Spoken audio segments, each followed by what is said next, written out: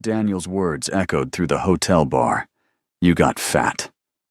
Nayla felt every eye judge her body, never knowing she was carrying a child whose father could end careers with one phone call. But here's what made her blood run cold. The Korean Mafia boss wasn't supposed to know she was in Seoul, wasn't supposed to know about the pregnancy. Yet 30 minutes after her ex's cruel words, 3 men in black suits appeared at her table with one message. Mr. Kim requests your presence. Now. Hey there. I got this Mafia boss idea from your comments asking for more protective hero stories. Would you have told your ex about the pregnancy right there, or kept it secret like she did? Drop your answer below and hit subscribe so you catch what happens when they finally talk. Now, back to the drama. Nayla's hand trembled as she set down the pregnancy test. 3 weeks after that night she'd tried so hard to forget. The hotel bathroom felt too bright, too cold. She'd come to Seoul for a conference on ancient Egyptian artifacts. Nothing more. Her ex-boyfriend's voice still echoed from earlier that evening when she'd run into him at the hotel bar. You got fat. Daniel had said it loud enough for others to hear, his new girlfriend laughing behind her hand. Nayla had felt every eye in that bar turn toward her, measuring her suddenly fuller figure, her face that carried more weight than it had 6 months ago. She hadn't bothered to explain, hadn't told him about the baby growing inside her, hadn't mentioned the father. Because how could she explain Seo-hoon Kim? 3 months earlier, she'd been standing in front of a stolen artifact at an underground auction in Cairo, trying to photograph evidence for the museum she worked for. She'd felt someone watching her then, too. That piece belongs in a museum, a voice had said behind her, smooth and controlled. Not in some criminal's private collection. She'd turned to find him. Tall, broader than most Korean men she'd seen, with a presence that made the armed guards nearby look like children playing dress-up. His suit probably cost more than her yearly salary, but it was his eyes that stopped her breath. Dark. Patient. Seeing everything. I'm trying to document it, she'd whispered, glancing nervously at the security. Before it disappears forever. He'd stepped closer, just slightly. You're going to get yourself killed. Then stop watching and help me. Something had shifted in his expression. Maybe surprise. Maybe respect. He'd pulled out his phone, made one call, and within 10 minutes, the entire auction had been raided by authorities she suspected he'd paid off long ago. He'd walked her out through the chaos, his hand barely touching her lower back, but burning through her dress anyway. Seo-hoon Kim, he'd said in the car he'd insisted on providing. And you're going to have dinner with me. It hadn't been a question. She should have said no, should have thanked him and disappeared back to her safe, predictable life. But instead she'd heard herself say, Nayla Mansour, and I suppose I owe you that much. His smile had been slight, dangerous. You owe me nothing. I want your company because you interest me. That first dinner had stretched into sunrise, then another dinner. Then a week where he'd shown up everywhere she went in Cairo, always with some excuse, always watching her with those patient, hungry eyes. Why me? She'd asked one night, standing on her hotel balcony while he stood too close behind her. Because you walked into a room full of armed criminals to save a piece of history, he'd said quietly. Because you didn't flinch when you saw me. Because... He'd stopped, his jaw tightening. Because, she'd pressed.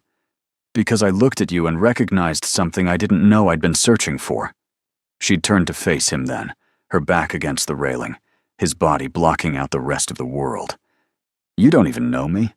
I know you're brilliant, stubborn, brave in ways that terrify me. His hand had come up slowly, giving her time to move away. She hadn't. His fingers had traced her jawline so gently it hurt. I know you make me want to burn down everything I've built just to see you smile. That's insane. Yes. The honesty in that one word had cracked something open inside her. She'd reached up, her hand covering his where it rested against her cheek. What are you, Seo-hoon, really? Dangerous, he'd said. Someone you should run from. And if I don't want to run? His other hand had gripped the railing beside her hip, caging her in. His forehead had lowered to touch hers, his breath warm against her lips. Then I'll spend every day proving I'm worth the risk. That night had changed everything. Not because of what happened, but because of how gentle he'd been, how patient, how he'd treated her body like something sacred, even while his own control had nearly shattered. Afterward, he'd held her for hours, his fingers, tracing patterns on her bare shoulder, neither of them speaking because words would have broken the spell. "I have to return to Seoul," he'd finally said as dawn broke. "Business I can't avoid." Fear had clutched her chest. So, this was me being selfish. He'd turned her to face him, his eyes fierce. "I should have left you alone. Should have walked away after that auction. But I couldn't. And now what? Now you're under my skin, Nayla. Now I'm going to want things I have no right to want." She'd kissed him then, silencing his doubts with her lips against his. What if I want those things too? But he'd left the next morning, and she'd returned to her life, trying to convince herself it had been just a beautiful moment out of time, until the pregnancy test had shown 2 lines, until Daniel's cruel words had reminded her that the world saw her differently now. Standing in that hotel bathroom in Seoul, Nayla made a decision. She'd come to this conference, and she'd handle this on her own. She wouldn't tell Seo-hoon, wouldn't trap him with a baby he'd never asked for. She'd protect this child the way he'd protected her that night in Cairo. Fiercely, without hesitation, even if it meant doing it alone. But as she stepped out of the bathroom, her phone buzzed. Unknown number. Korean area code. "I know you're in Seoul. Don't think I haven't been keeping track of you. We need to talk. JK." Her heart stopped, then raced. She typed back with shaking fingers. "How did you get this number?" His response came immediately. "I've had it since Cairo. Been waiting for you to reach out first. Clearly, I was being too patient." "Where are you?" She shouldn't respond. Shouldn't pull him into this mess. But her fingers moved anyway. "Grand Hyatt. Room 842. "But Seo-hoon, don't move. I'm coming to you." Nayla stared at her phone, panic and hope warring in her chest. He was coming. After 3 months of silence from her side, he'd been watching, waiting, and now he was coming. She pressed her hand to her still flat stomach. "Your father is either going to be the best thing or the most complicated thing that ever happens to us. Probably both." 20 minutes later, a knock on her door made her jump. She checked the peephole, and there he was. Exactly as she remembered, but somehow more. His suit was different, darker. His hair was shorter. But those eyes were the same patient storm she'd dreamed about for months. She opened the door slowly. He didn't move to enter. Just stood there, drinking her in like a man dying of thirst. "You look fat?" she offered bitterly, Daniel's words still fresh. "That's what my ex said earlier tonight." Something deadly flickered across Seo-hoon's face. "Your ex is here. Was. At the hotel bar. Doesn't matter." "It matters." His voice had dropped to something cold and final. "His name?" "Seo-hoon, please." "His name, Nayla." She sighed, recognizing the futility of refusing. "Daniel Pierce, but seriously, he's not worth. He made you cry." She hadn't realized tears were sliding down her cheeks until he said it. "He made me remember why I don't trust easily." Seo-hoon stepped forward then, entering her space like he'd never left it, his hands coming up to frame her face with devastating gentleness. "And I made you trust me, then disappeared for 3 months while you carried—" His eyes dropped to her stomach, then back to her face. "You're pregnant." It wasn't a question. Her breath caught. "How did you—" "Because I know every detail of your life, Nayla. Your medical appointments, your changed eating habits, the prenatal vitamins that started showing up on your credit card statements." His thumb brushed away her tears. "Did you really think I'd let you face this alone?" Anger flared through her shock. "You've been spying on me?" "Protecting you." There's a difference. You had no right. I had every right the moment you let me touch you. His voice remained calm but absolute. The moment I realized I'd left part of myself inside you. Did you think I could just walk away? She tried to step back, but he followed, his hand sliding to her waist, holding her steady. You left, Seo-hoon. You walked out that door in Cairo and I didn't hear from you for months. What was I supposed to think? You were supposed to know that I was giving you space to decide if you wanted this life, his forehead lowered to hers. Because once I claim you fully, Nayla, there's no going back. My world is dark, dangerous. I needed you to have time to choose, before I made it impossible for you to leave. And now? His hands tightened on her waist, possessive and gentle. Now you're carrying my child. Now choice is a luxury neither of us has. Now I'm going to make sure you and this baby are protected, even if you hate me for it. She should have been angry, should have pushed him away. But instead, she felt something inside her uncoil, some tension she'd been carrying for months. Don't hate you? Then what do you feel? His eyes searched hers, vulnerable in a way she'd never seen from him. Scared, confused, and she swallowed hard. Relieved that you're here. His kiss landed on her forehead, soft and lingering. I'm not going anywhere. Not this time. Not ever. You can't promise that. Watch me.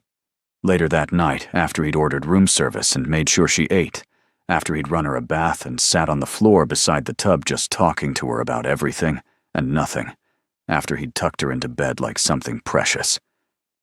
He'd sat in the chair by the window, watching her drift toward sleep.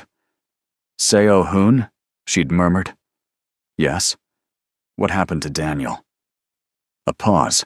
Then, he's been escorted out of Seoul with the suggestion that he never mention your name again. She should have been horrified. Instead, she felt oddly comforted. That's terrifying. Yes. And possessive.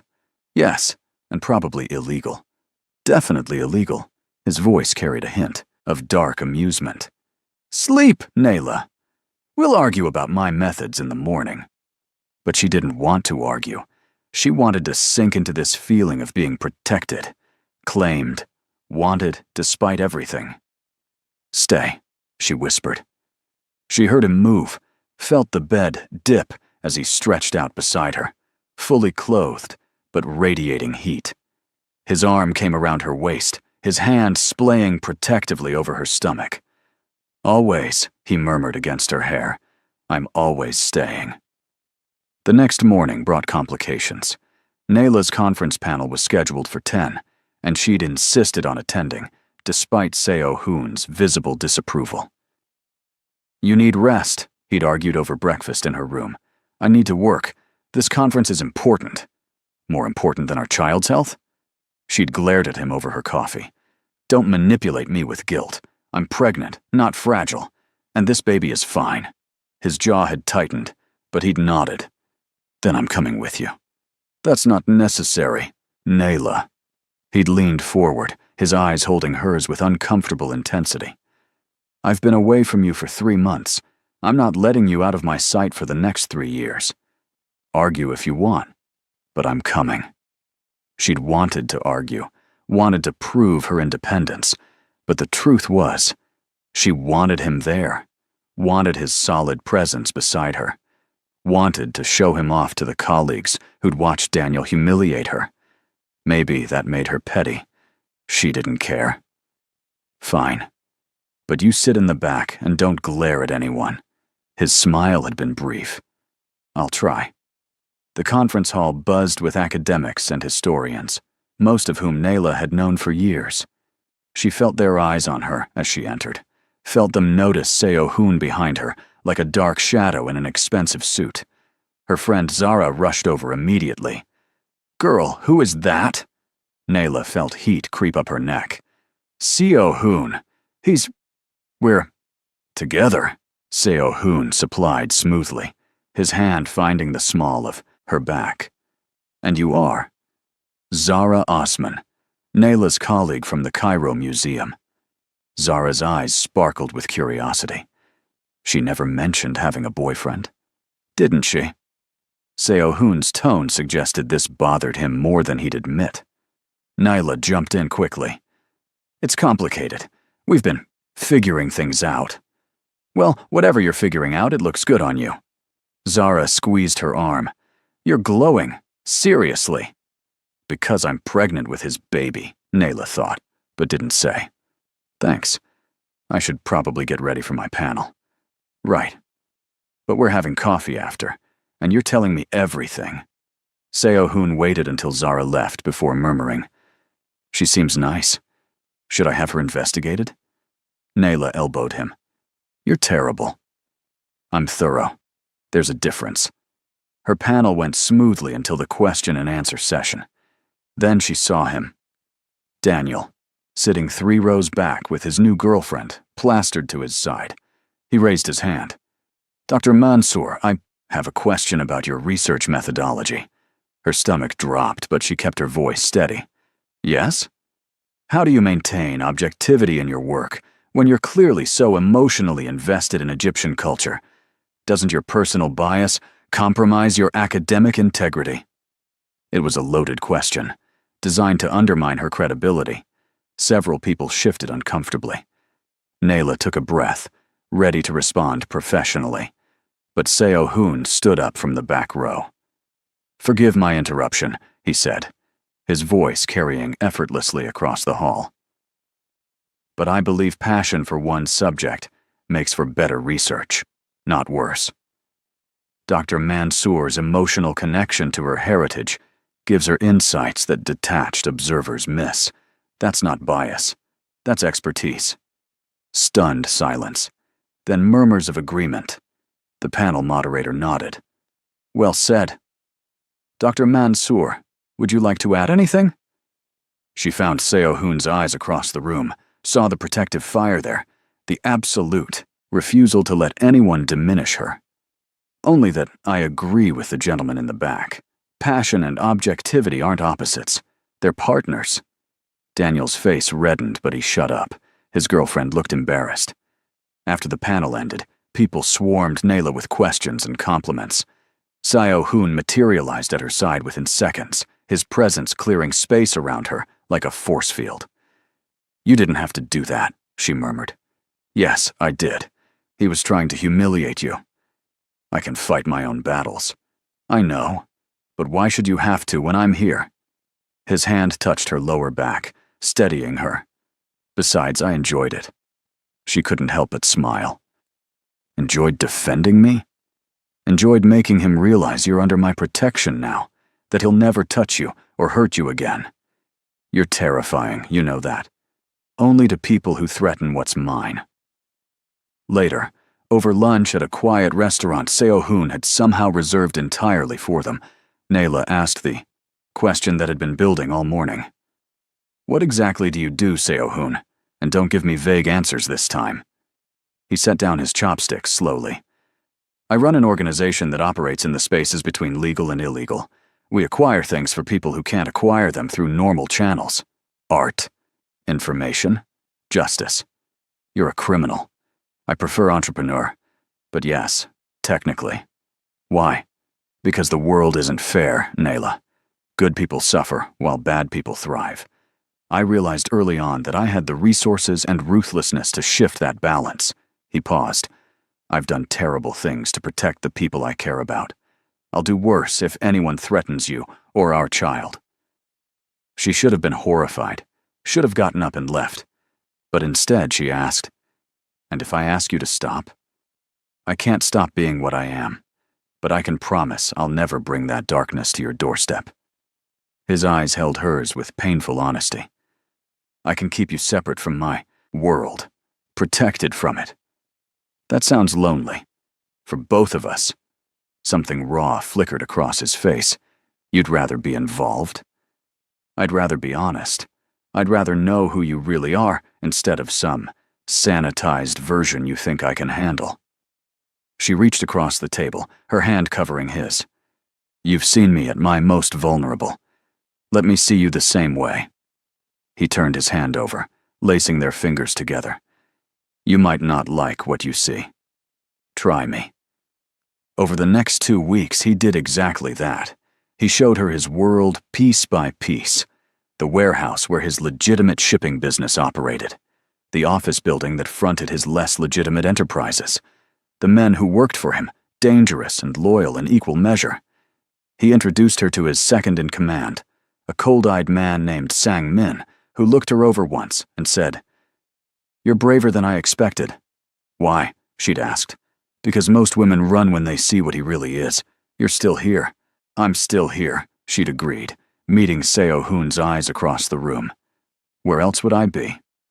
That night, Seo-hoon had taken her to his penthouse overlooking Seoul. The space was masculine, sparse, expensive. It looked nothing like a home and everything like a fortress. "This is where you live?" she'd asked, walking through rooms that echoed with emptiness. "This is where I sleep sometimes. I don't really live anywhere." That's sad. He'd been standing by the window, watching the city lights. "It's practical. Living requires letting your guard down. I don't have that luxury." She'd walked up behind him, wrapping her arms around his waist, pressing her cheek between his shoulder blades. "You could. With me." His hands had covered hers, holding them tight against his chest.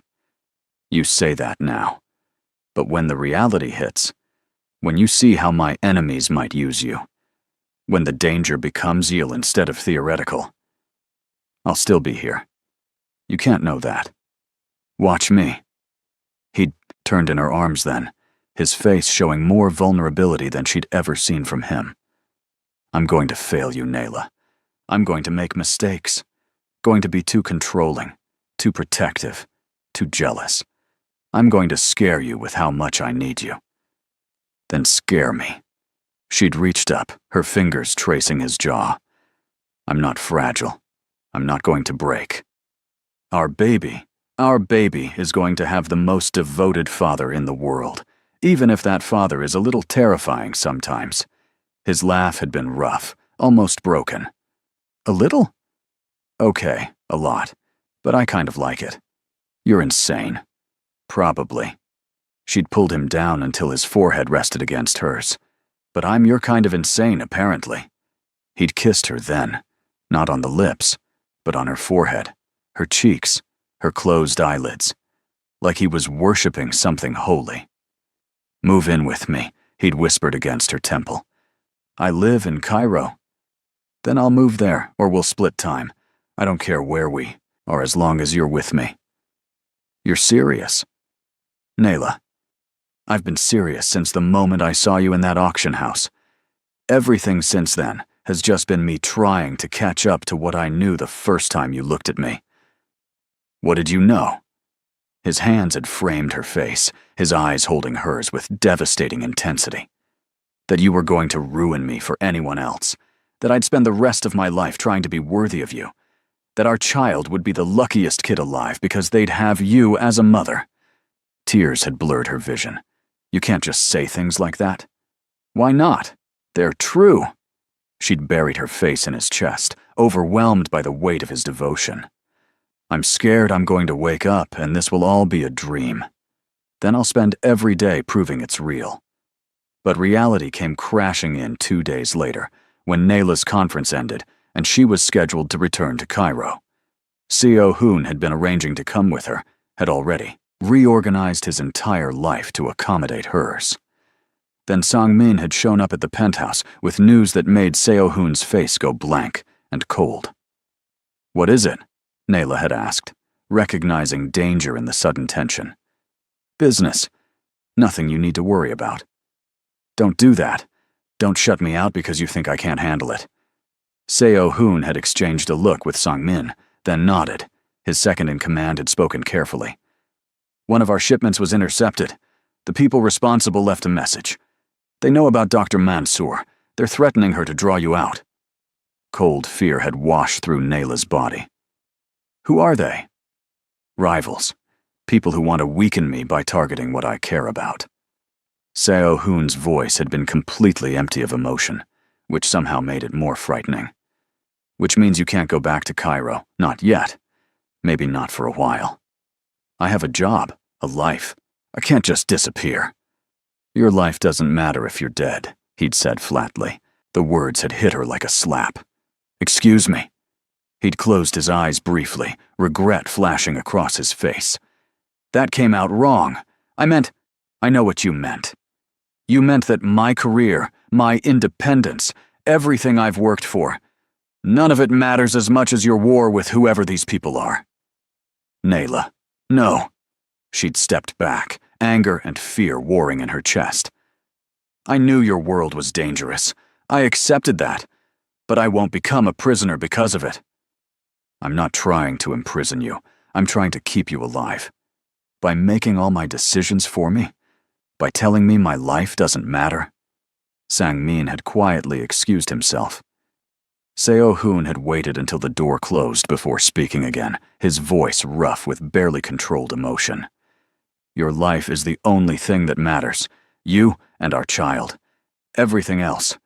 My empire, my reputation, my own safety. All of it means nothing if I lose you. So yes, I'm being controlling. Yes, I'm making decisions you don't like. Because the alternative is you dead in some alley as a message to me. And I can't. I won't. His voice had cracked. Actually cracked. And suddenly she'd seen past the cold Mafia boss to the terrified man underneath. She'd softened slightly. I understand you're scared. But I need you to trust me to make my own choices, even when they scare you. What if your choice gets you killed? What if your protection suffocates me? She'd moved closer, her hand finding his. We need to find a middle ground, Seo-hoon, where I'm safe but still myself. He'd pulled her into his arms, holding her tight enough to hurt. I don't know how to find that balance. I only know how to protect what's mine by any means necessary. Then learn. For me. For our baby. His hand had moved to her stomach, still flat but carrying their future. And if I can't? Then we'll figure it out together. But you can't lock me away, and I can't pretend your world doesn't exist. We meet in the middle, or we don't meet at all. The ultimatum had hung between them, heavy and unavoidable. Finally, he'd nodded. Okay. Middle ground. Which means you stay in Seoul for now. But you're not a prisoner. You work remotely. You have guards, but they're discreet. And, he'd swallowed hard. And if you want to leave, I don't stop you, even if it kills me to let you go. I don't want to leave. You might, when the danger becomes real. Or I might surprise you by being stronger than you think. His kiss had landed on her forehead, lingering. You surprise me every day. But the danger became very real, very quickly.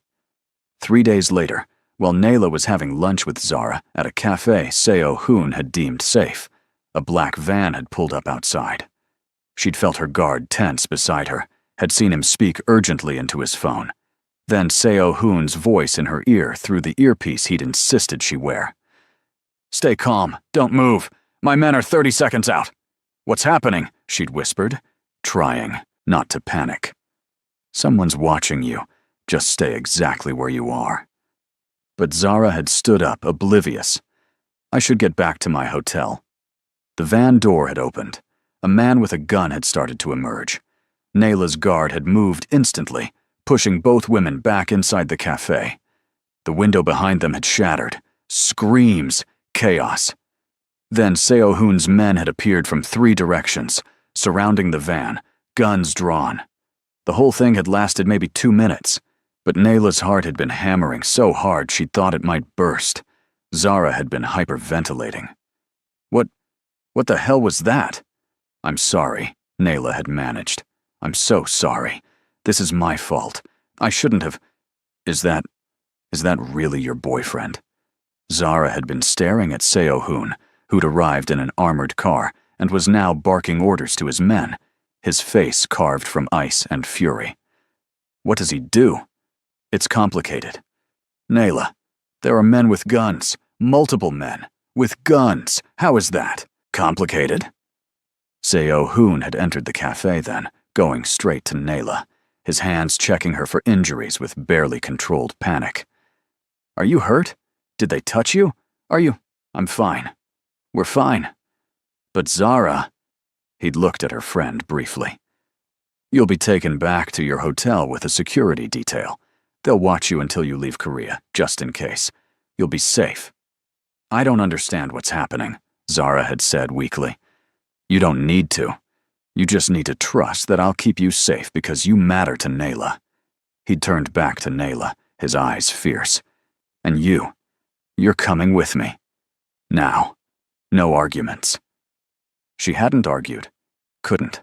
When her hands were still shaking, and her baby was suddenly more real, more vulnerable than ever.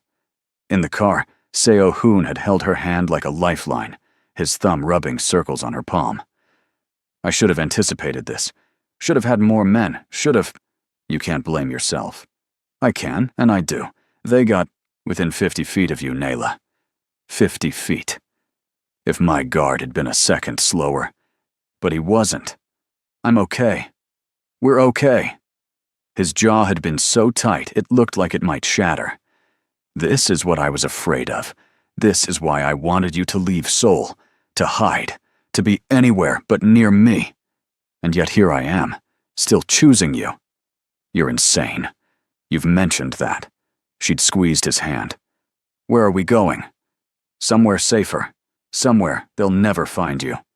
That somewhere turned out to be a fortress, disguised as a countryside estate, 2 hours outside Seoul. High walls, armed guards, technology that probably cost more than a small country's GDP. This is excessive, Nayla had said, staring at the security measures. This is necessary. Seo-hoon had helped her out of the car, his hand protective on her lower back. You'll stay here until I've eliminated the threat. How long will that take? However long it takes. He'd guided her inside, past guards who nodded, respectfully, through halls decorated with art that probably belonged in museums. There's a medical team on site for your prenatal care. Staff to cook whatever you need. Anything you want, it's yours. Except freedom. He'd stopped, turning to face her. If you want to leave, I won't stop you. But I'm begging you, Nayla. Stay. Stay where I know you're safe, where our child is safe. Please. The please had done it, the raw desperation in that single word. Okay, but you visit. Every day. You don't disappear into your war and leave me here alone. Every day, he'd promised, even if I have to fight through hell to get to you. And he'd kept that promise. Every single day for the next 3 weeks, no matter what else was happening, Seo-hoon had shown up. Sometimes bloodied, sometimes exhausted, sometimes so wound tight with tension she'd worried he might snap. But always there, always finding time to ask about her day, to check on the baby, to hold her like she was the only thing, keeping him sane. This can't go on forever, she'd said one night, curled against his side in the massive bed he'd insisted she use. You're going to exhaust yourself. I don't care. I do. Seo-hoon, you're running yourself into the ground trying to protect me and eliminate these people. Something has to give. It won't be you. It won't be our child. His hand had been on her stomach, where a small bump was finally visible. I'll burn myself out before I let anything happen to either of you. What if I asked you to stop, to let me go back to Cairo, to live my life, to take my chances? His whole body had tensed. Is that what you want? No. But I hate watching you destroy yourself. Then don't watch. Just be safe. Let me do what I need to do to make sure you can live without fear. She'd turned in his arms, facing him in the dim light. And what about you? Don't you deserve to live without fear too? I gave up that right the day I chose this life, his fingers had traced, her face like he was memorizing it. But you're good, Nayla. Pure in ways I stopped being years ago. Our child deserves to grow up with that goodness. I'm just trying to make sure they get that chance. They also deserve a father who's alive and present. Not a ghost who's too busy with revenge to see them grow up. The words had hit him like a physical blow.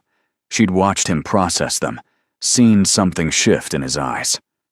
You're right, he'd finally said. I've been so focused on elimination that I forgot. Building a life with you is more important than destroying my enemies. So what are we going to do? Compromise. Again. I keep you safe, but I also trust my people to handle things while I focus on being here. On being us. Us. I like that. His smile had been brief, but real. Me too. But 2 days later, everything changed. Sang-min arrived at the estate with news that made Seo-hoon's face go completely blank, which Nayla had learned meant he was furious beyond words. They took Ji-woo, Sang-min said quietly. Your cousin. They're holding him as leverage. Nayla's stomach dropped. Ji-woo was 19, a college student who had nothing to do with Seo-hoon's business, just a kid trying to live a normal life. When? Seo-hoon's voice was deadly calm. 2 hours ago. They sent this. Sang-min held out a phone showing a video. Ji-woo, tied to a chair, looking terrified, but unharmed. A distorted voice gave instructions.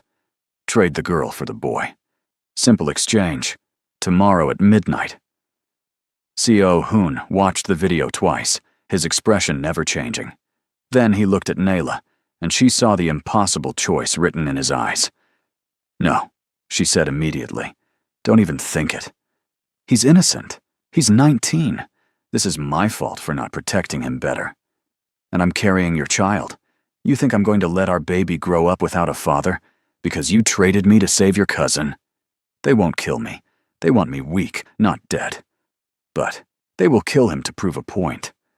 Nayla felt ice in her veins. So we find another way. There is no other way. Not one that guarantees his safety. She grabbed his arm, forcing him to look at her. Listen to me. I know you want to save him. I know you feel responsible. But if you hand me over to these people, you'll never see me again. Never meet your child. Never have the life we've been building. Is that really what you want? His hands came up to cup her face, his eyes anguished. Of course not. But how do I live with myself if Ji-woo dies because I chose you? How do you live with yourself if your child grows up knowing you traded their mother to save someone else? The question hung between them, brutal and unavoidable. Sang-min looked away, clearly uncomfortable witnessing his boss's breakdown. Finally, Seo-hoon spoke to his second-in-command without taking his eyes off Nayla. Get every man we have. Call in every favor. I want to know where they're holding him within 6 hours. And if we can't find him in time, then we make them think they're getting what they want while we get what we need. Seo-hoon's voice hardened into something terrifying. Nobody takes my family and lives to discuss it. Over the next 18 hours, Nayla watched Seo-hoon transform into the man she'd only glimpsed before. Cold, strategic, absolutely ruthless. He coordinated teams, planned assaults, made calls that she suspected ended lives on the other end. But every hour, he'd come find her, touch her stomach, kiss her forehead, remind himself what he was fighting for. You should rest, she'd said around 3 in the morning, finding him still in his office surrounded by maps and surveillance photos. Can't. Not until this is done. She'd walked behind his chair, her hands kneading the impossible tension in his shoulders. You're no good to anyone if you collapse. I'm no good to anyone if Ji-woo dies. Seo-hoon. She'd leaned down, her cheek against his. You're doing everything you can. That's all anyone can do. His hand had come up to cover hers, where it rested on his shoulder. What if it's not enough? Then we'll face that together. But I believe in you. Your men believe in you. And Ji-woo, he knows you're coming for him. How can you be so calm? Because one of us needs to be. And because I know, whatever happens tonight, you'll have done everything possible to save him without sacrificing us. He'd turned in his chair then, pulling her into his lap despite her pregnancy, his face buried in her neck. I don't deserve you. Probably not. But you're stuck with me anyway. His laugh had been rough and broken. Best thing that ever happened to me. At 11 that night, Seo-hoon's team had found Ji-woo's location through methods Nayla suspected she was better off not knowing. An abandoned factory on the outskirts of Seoul, heavily guarded, but not impossibly so. "I'm going in," Seo-hoon had announced, checking his weapons with practiced efficiency. "Like hell you are," Sang-min had argued. "That's what they expect. You walk in there and you're dead. Then I'm dead. But Ji-woo lives." Nayla had stepped forward, her voice cutting through the argument. "What if they think I'm coming? What if we use me as bait?" Both men had turned to stare at her like she'd lost her mind. "Absolutely not," Seo-hoon said flatly. "Hear me out. They want me, right? So we make them think they're getting me. We set up the exchange. But it's not me. It's someone who looks like me from a distance. By the time they realize, your team is already inside getting Ji-woo out." Sang-min had looked thoughtful. That could actually work. "No." Seo-hoon's voice was final. "I'm not using you, even as a decoy. The risk is too high. The risk is higher if you walk in there like some self-sacrificing hero," Nayla had shot back. "At least my plan gives everyone a chance to survive. Except if something goes wrong, if they see through it. If. Seo-hoon, you can't protect everyone from everything. Sometimes you have to take calculated risks." He'd stared at her, war raging in his eyes. Finally, he'd turned to Sang-min. "Find someone who can pass for her at a distance, full body armor underneath, and I want 20 men in position before we even start this." 30, Nayla had corrected. 30, Seo-hoon had agreed with the ghost of a smile. "You're going to give me a heart attack, you know that? Better a heart attack than a funeral." The plan had been set in motion with terrifying speed. A female operative named Hai-wan, who was roughly Nayla's height and build, had been dressed in her clothes, given a wig, and briefed on the bare minimum of what to do. Nayla had watched from a surveillance van 2 blocks away, her heart in her throat as she saw Hai-wan approach the factory at exactly midnight. Saw the doors open. Saw armed men emerge. Seo-hoon stood beside her, his hand crushing hers, his entire body vibrating with tension. "This is going to work," she'd whispered. "It has to." The exchange had started, Hai-wan walking forward slowly. Ji-woo being brought out, stumbling but alive. They were 10 feet apart when someone shouted. The wig had shifted slightly in the wind, revealing dark hair underneath instead of Nayla's braided style. Everything had exploded into chaos. Gunfire. Shouting. Seo-hoon's team pouring in from 3 sides. The surveillance feeds showing impossible violence and split-second decisions. Nayla couldn't breathe, couldn't think. Just watched as Seo-hoon barked orders into his radio, his voice ice-cold and absolutely in control, even as his hand shook in hers. Then she'd seen him. Seo-hoon himself, striding into the factory despite every plant saying he should stay back. Moving through the chaos like death itself, heading straight for Ji-woo. "What is he doing?" she'd gasped. Sang-min, monitoring everything, had cursed. Being himself. Stupid. Self-sacrificing. Idiotic. But it had worked. Seo-hoon had reached Ji-woo, cut him free, covered him as they fought their way back out. She'd watched him take a bullet to the shoulder without even flinching. Watched him keep moving, keep protecting, keep fighting until his cousin was safe. By the time the dust settled, Ji-woo was in a medical van being checked over. Half of the enemy force was dead or arrested. And Seo-hoon was bleeding, but standing, his eyes searching until they found Nayla through the surveillance van's windshield. She'd burst out of the van despite Sang-min's protests, running toward him with her heart pounding. "You idiot!" she'd shouted, reaching him just as his knees buckled. "You got shot. You promised you'd be careful. You promised." Ji-woo's safe, he'd managed, his weight against her suddenly heavy. "That's what matters. You matter too, you self-sacrificing moron. Our baby needs a father. I need you to stop trying to die for everyone." His Hand had come up to touch her face, leaving blood on her cheek. Sorry. Occupational hazard. Not good enough. From now on, your occupation is staying alive for us. Got it? His smile had been weak, but real. Yes, ma'am. The medical team had taken over then, patching him up efficiently, while Nayla hovered and tried not to cry. The bullet had gone clean through his shoulder. Painful, but not life-threatening. He'd refused anything stronger than local anesthetic because he wanted to stay alert. Jiwoo had approached once he'd been cleared by the medics, looking shell-shocked but grateful. Hyung, I'm sorry. I didn't know they'd use me to get to you. Seo-hoon had gripped his cousin's hand with his good arm. Not your fault. Never your fault. But you're moving in with me for a while. No arguments. I can't just leave school. You can, and you will. I'm not losing you because of my enemies. Seo-hoon's voice had been gentle but firm.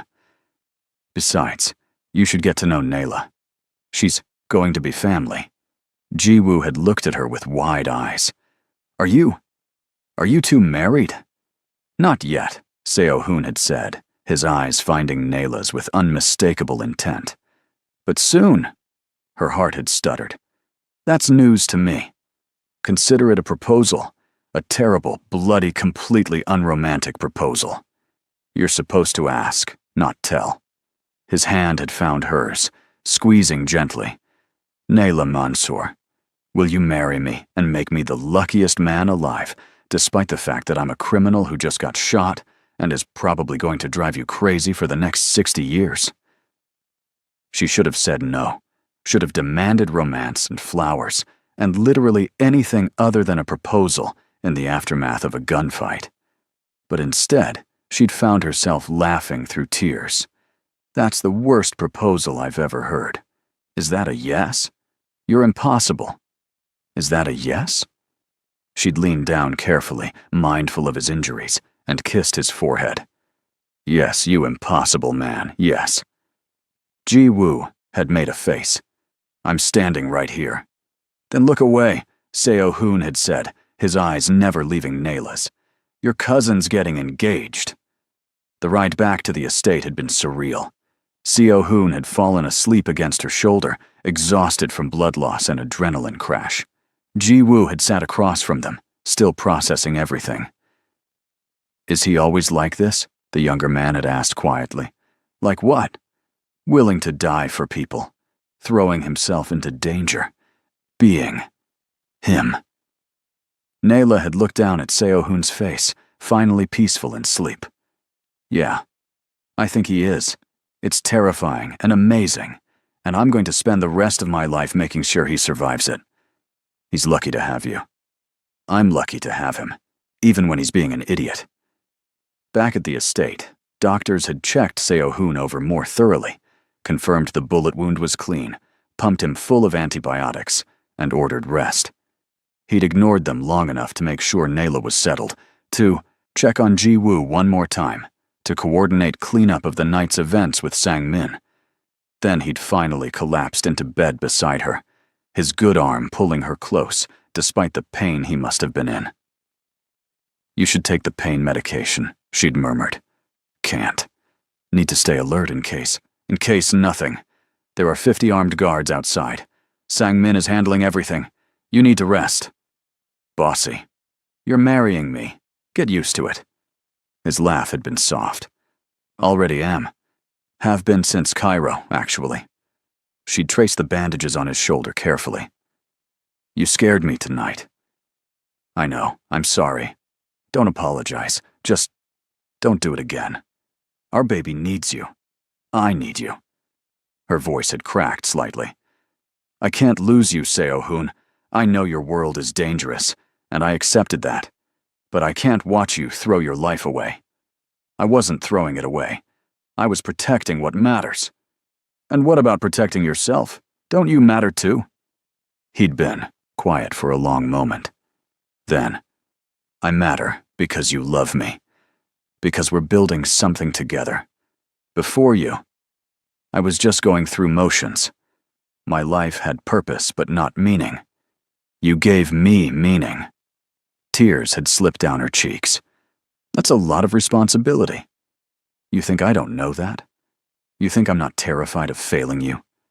His hand had moved to her stomach, where their baby grew. Every day, I wake up, wondering how long until you realize you deserve better. How long until my darkness contaminates your light? Seo-hoon, look at me. She'd waited until his eyes met hers. I'm not going anywhere. Yes, you're dark sometimes. Yes, your world scares me. But you're also the man who spent 3 months watching over me from afar because you wanted me to choose you freely. Who treats our unborn child like something sacred. Who just took a bullet to save your cousin. That's not darkness. That's love in the only way you know how to express it. You make it sound noble. It's not. It's selfish. I saved Jiwoo because I couldn't live with the guilt, not because— Stop. Just stop trying to convince me you're some monster. I see you, Seo-hoon, all of you, the good and the bad, and I choose all of it. He'd pulled her closer, his face in her hair. You're going to regret this. Probably. But I'll regret it while standing beside you, so at least I'll have company. His shoulders had shaken with silent laughter. How are you so calm about all this? Because one of us has to be, and because— Honestly, tonight proved something to me. What? That you'll do anything to protect the people you love. That you're willing to risk everything, even your own life, for family. Our child is lucky to have that kind of father. Our child is lucky to have you balancing me out. Left to my own devices, I'd probably raise them in a fortress, surrounded by armed guards, and never let them leave. We'll negotiate on the fortress. Maybe just heavy security, instead of total lockdown. You're mocking me. Little bit. But I also love you, so it's affectionate mocking. He'd gone very still. Say that again. Which part? The love part. She'd realized with a start that she'd never said it out loud before, had felt it, had shown it, but never actually spoken the words. I love you, Seo-hoon Kim. I love your intensity and your protection, and even your controlling tendencies when they come from a good place. I love how you look at me like I'm something precious. How you talk to our baby when you think I'm sleeping. How you're trying so hard to be better than you think you are. His kiss had landed on her forehead, lingering and reverent. I love you too. More than I have words for. More than I should probably tell you because it gives you too much power over me. Good. I like having power over you. Means you'll listen when I tell you to stop getting shot. I'll try. But no promises. Seo-hoon. Kidding. Mostly. He'd yawned despite himself. Stay with me while I sleep. Where else would I go? Smart answer. She'd watched him drift off, his face finally relaxed, his hand still protective on her stomach. Jiwoo had been saved. The immediate threat was handled. They were engaged, building a life together despite the impossibility of it all. But she couldn't shake the feeling that the real challenges were still coming. The next few weeks passed in strange domesticity, despite the armed guards and security protocols. Nayla worked remotely on her research, video calling with colleagues in Cairo. Jiwoo settled into his own room at the estate, studying for his exams, while trying not to look traumatized every time he saw his cousin. Seo-hoon healed quickly, his shoulder recovering with the kind of speed that suggested this wasn't his first gunshot wound. He worked from the estate, running his empire through encrypted calls and video conferences. And slowly, impossibly, they became a family. Nayla would wake to find Seo-hoon already up, bringing her breakfast and prenatal vitamins. He'd work in his office while she worked in the library. They'd have lunch together, sometimes with Jiwoo joining them. Evenings were spent talking, planning, dreaming about their future. What if it's a girl? She'd asked one night, lying in bed with her head on his chest. Then she's never dating. Ever. I'll lock her in a tower. You can't lock our daughter in a tower. Watch me. Seo-hoon. He'd sighed dramatically. Fine, she can date when she's 30. and I'm running background checks on anyone who looks at her. You're impossible. What about if it's a boy?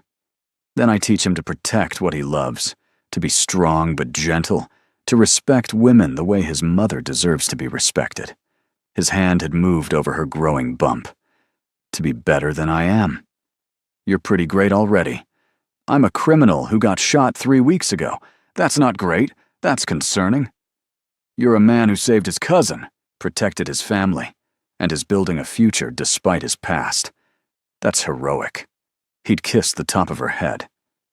You see me through very rose-colored glasses. I see you through honest glasses. Everyone else just focuses on the scary parts. The scary parts are real, Nayla. Don't forget that. I won't. But the good parts are real, too. Their engagement had been kept quiet. Seo Hoon's world wasn't safe enough for public announcements, but he'd given her a ring anyway. A gorgeous vintage piece with an emerald surrounded by diamonds. It was my grandmother's, he'd explained, slipping it on her finger. She was the only one in my family who believed I could be more than my father's legacy. I think she'd like you. I wish I could have met her. She would have loved you. Probably would have told me I don't deserve you. She'd be right. Probably. But their peaceful bubble couldn't last forever. Reality intruded in the form of a phone call from Cairo. Nayla's boss at the museum, Dr. Hassan, with news that made her heart sink. We need you back, Nayla. The Egyptian government is demanding answers about the missing artifacts from last year's audit. They're threatening to shut us down if we can't provide documentation, and you're the only one who has the complete records. She'd looked at Seo Hoon, who'd been listening to the entire conversation on speakerphone. His face had gone carefully blank. How long do I have? She'd asked. 2 weeks, maybe 3 at most. After that, we'll all lose our jobs, and the museum will be dissolved. After she'd hung up, silence had stretched between them. You have to go, Seo Hoon had finally said. I don't want to leave you. Your career matters. Your work matters. I won't be the reason you lose everything you've built. But the danger? I'll send security with you, half my team if necessary. We'll make it as safe as possible. She'd moved closer to him, her hands on his chest. Come with me. I can't. Not right now. The situation here. If I leave, it could fall apart. But I'll come as soon as I can, I promise. So, we're back to being apart. Just for a little while, and this time, you know I'm coming back. That I'm not leaving you.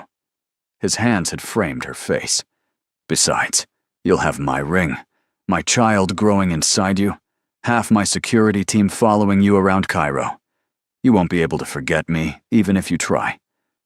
I could never forget you.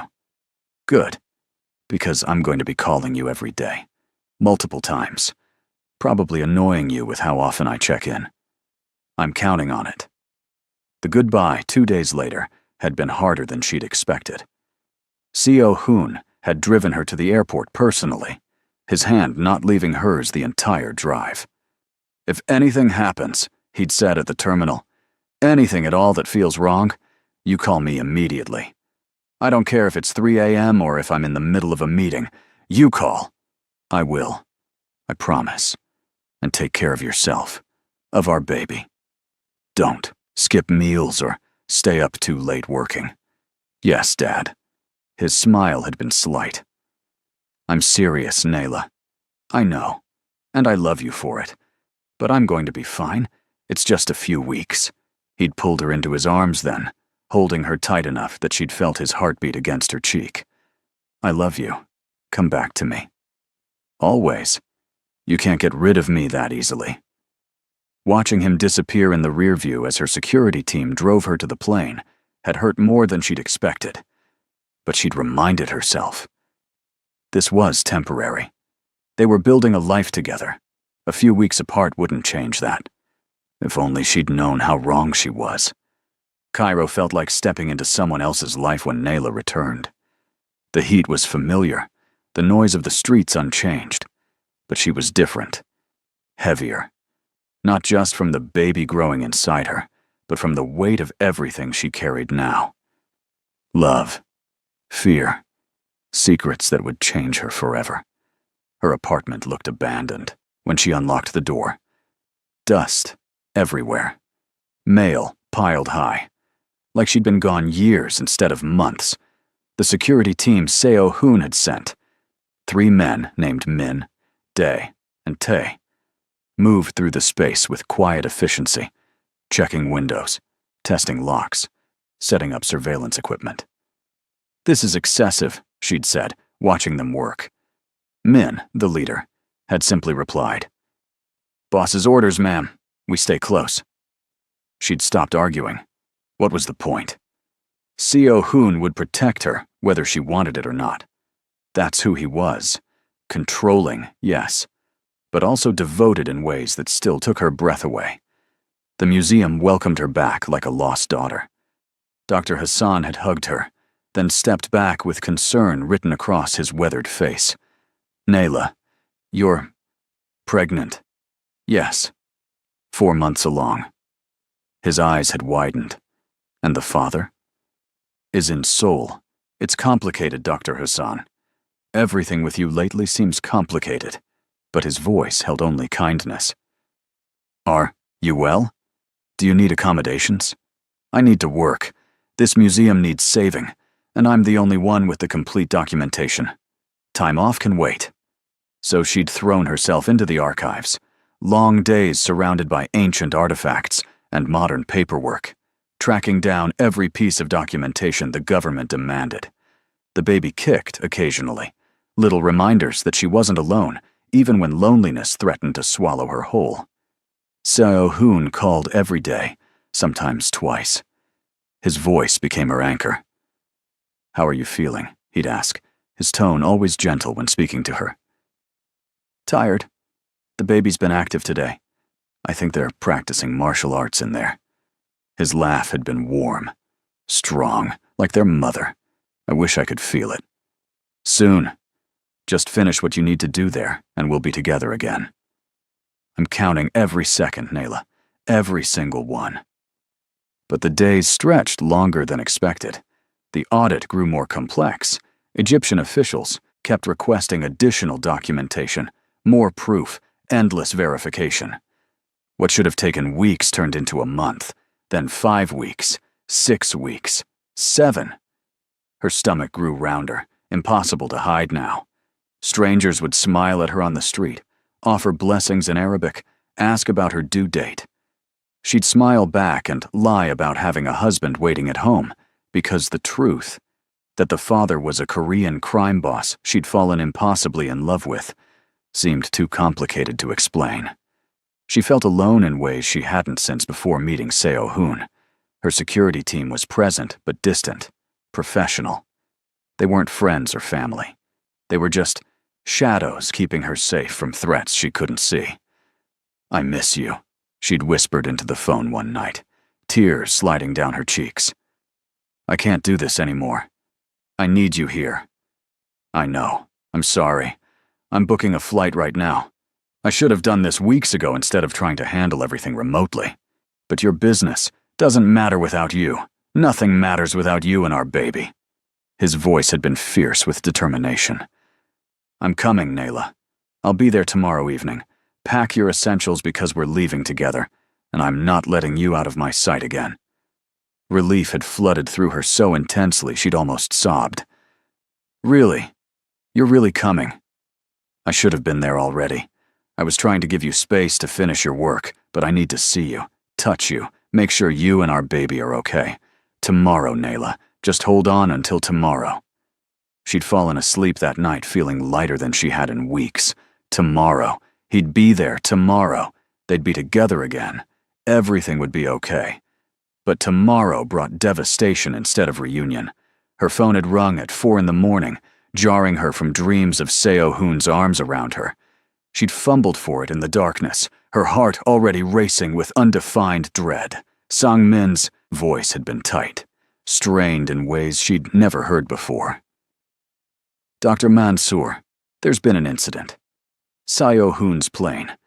It went down over the Mediterranean Sea approximately 2 hours ago. Search and rescue teams are deployed, but..." The phone had slipped from her fingers, clattering onto the floor. The room had tilted sideways. Her lungs had forgotten how to pull in air. No, this wasn't possible. He was supposed to be coming to her. They were supposed to be together. He couldn't be. He couldn't.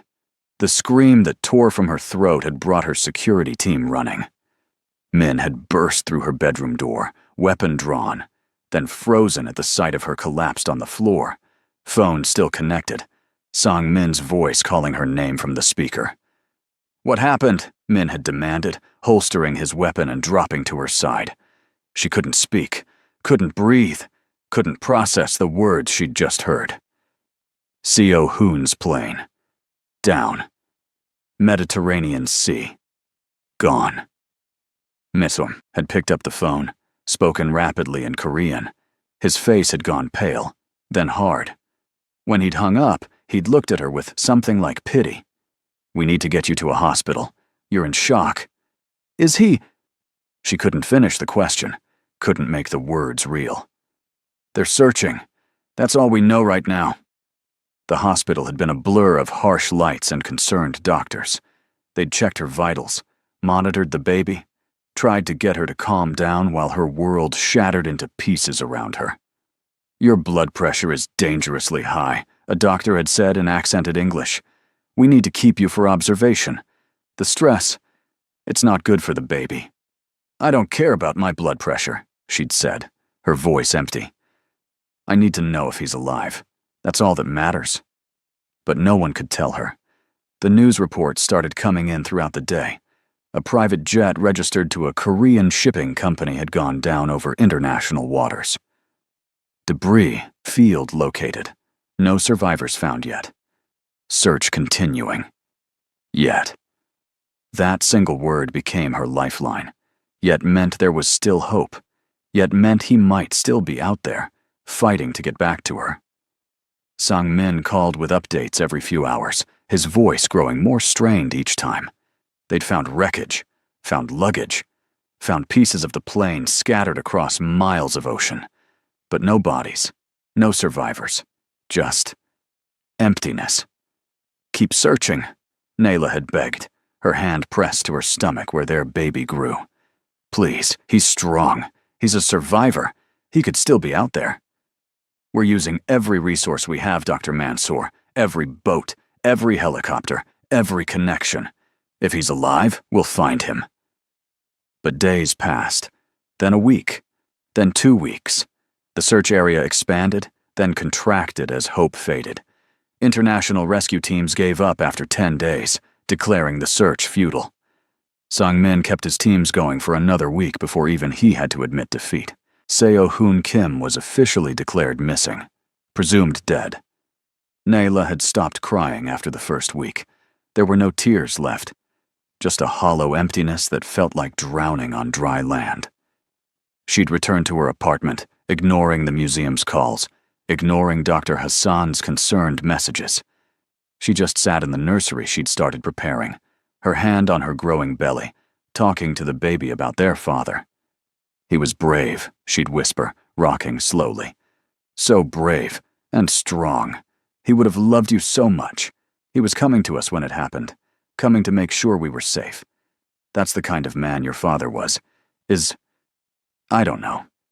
She couldn't finish sentences anymore, couldn't decide whether to speak of him in past or present tense. He was gone, but maybe not dead. Missing, but maybe surviving somewhere. Schrodinger's love, simultaneously alive and dead, until someone opened the box and forced reality to choose. Her security team stayed, which surprised her. Min explained quietly that they'd been paid through the end of the year, and even if they hadn't been, they'd stay anyway. C.O. Hoon had been their boss, but he'd also been someone they respected. Protecting his woman and his child was the least they could do. "Thank you," she'd managed, the words feeling inadequate. "He'd want us here. So we're here." Ji-woo called from Seoul, his voice shattered by grief. "I can't believe he's gone. He survived so much. How could a plane crash?" "I don't know," Nayla had said numbly. "Nothing makes sense anymore. Do you need anything? Money? Help?" I can fly to Cairo. No, stay there. Finish school. That's what he'd want. I feel useless. Me too. But we keep going, because stopping means he's really gone. And I can't accept that yet. The museum work eventually pulled her back. Dr. Hassan had been patient, but the Egyptian government wasn't. They needed the documentation, or the museum would close. Hundreds of people would lose their jobs. Decades of cultural preservation would end. So Nayla had returned to the archives, moving through her days like a ghost. She worked mechanically, organizing records, preparing reports, doing everything that needed doing while feeling absolutely nothing. She was 6 weeks into her grief when Rashid al-Mansouri showed up at the museum. Min had been with her that day, standing discreetly near the archive entrance. When the stranger had approached asking to see Dr. Mansour, her guard had immediately tensed. "Who are you?" Min had demanded. "Rashid al-Mansouri. I was an associate of Mr. Kim's. I have information that Dr. Mansour needs to hear." Nayla had heard the exchange and emerged from the archives, her hand instinctively protective over her stomach. The man before her was Middle Eastern, maybe 40, wearing an expensive suit and an expression that was hard to read. "What information?" she'd asked directly. "Perhaps somewhere more private?" Min had shaken his head, firmly. "Anything you say to her, you say in front of me." Rashid had smiled slightly. "Your loyalty is admirable. But what I have to say concerns Dr. Mansour's safety, and the safety of Mr. Kim's child." Something in his tone had made her agree, despite Min's obvious disapproval. They'd moved to a small office, Min positioning himself by the door, while Rashid took a seat across from her. "I'm very sorry for your loss," Rashid had begun. "Get to the point. What information do you have?" "Your fiancé made many enemies in his line of work, Dr. Mansour. Some of those enemies wanted him dead badly enough to orchestrate a plane crash." Ice had flooded her veins. "You're saying it wasn't an accident?" "I'm saying there are people who benefited greatly from Mr. Kim's disappearance, people who are now consolidating his territories, taking over his businesses, absorbing his empire piece by piece.